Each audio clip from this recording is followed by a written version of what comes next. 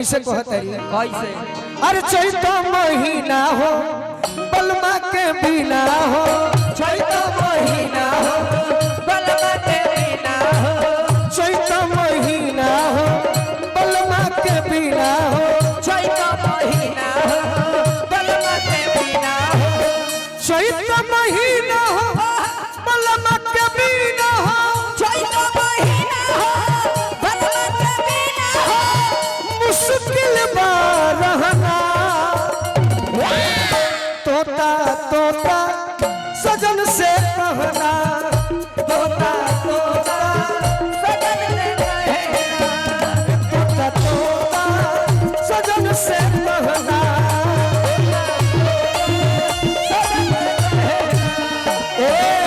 चैत महीना हो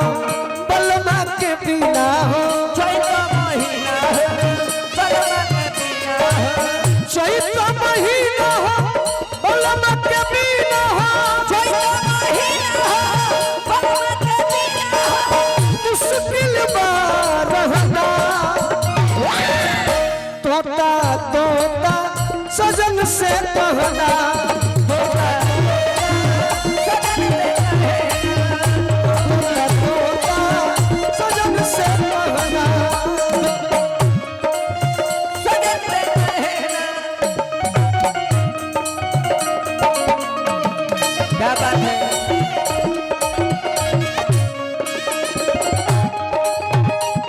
जी अजी आए हरेंद्र भैया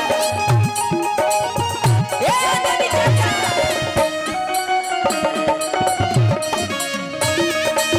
मोट जत सुते खोरी हनी राजा तोता तोता सजन से कहना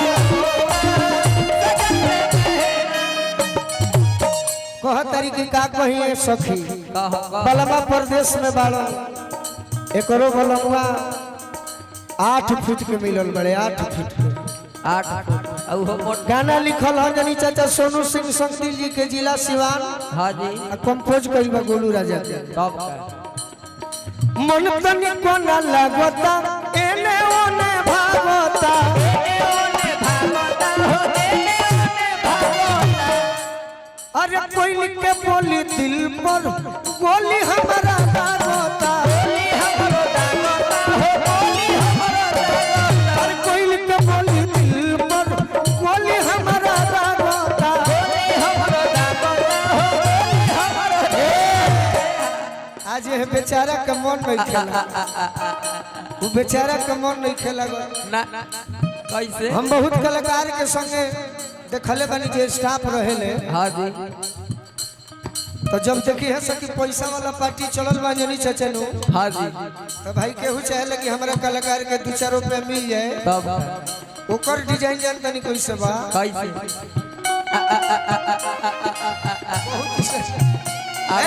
कोई का बोली दिल पर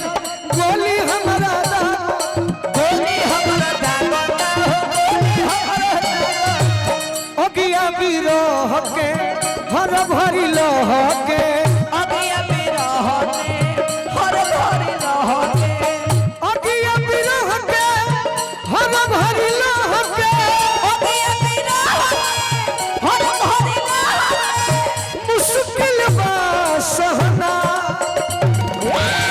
तोता तोता सजन से कहना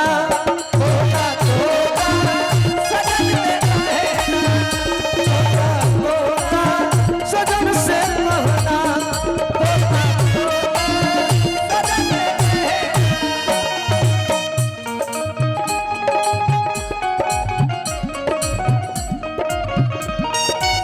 हमारा के पड़ल बड़ा बोली के बराबर हो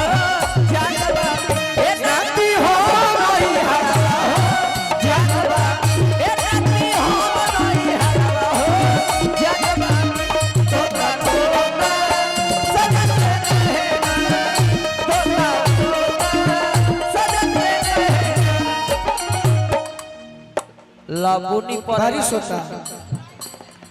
ये अच्छा कहा जाएगा तब का एकरे के खराब ना कहली हालांकि किसान खातिर दिक्कत बा, शुभ काम में सब किसान के लिए दिक्कत है।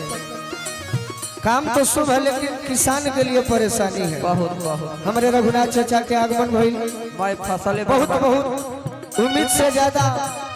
सम्मान देनी, बार बार चाचा के प्रणाम करम। और का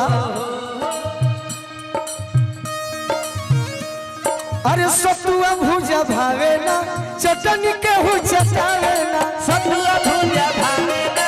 चटनी के हु चटावे ना, सोनू संग दिल के बिना माजा तनी को आवे ना, माजा तनी को आवे ना, हो माजा तनी को आवे ना। ए हो गोलू राजा जल्दी से आ जा, आ जा। ए हो गोलू राजा जल्दी से आ जा, आ जा। ए हो गोलू राजा जल्दी से आ जा, आ जा। ए हो गोलू राजा जल्दी से आ जा, आ जा। चाही ना कहना तोता तोता सजन से कहना।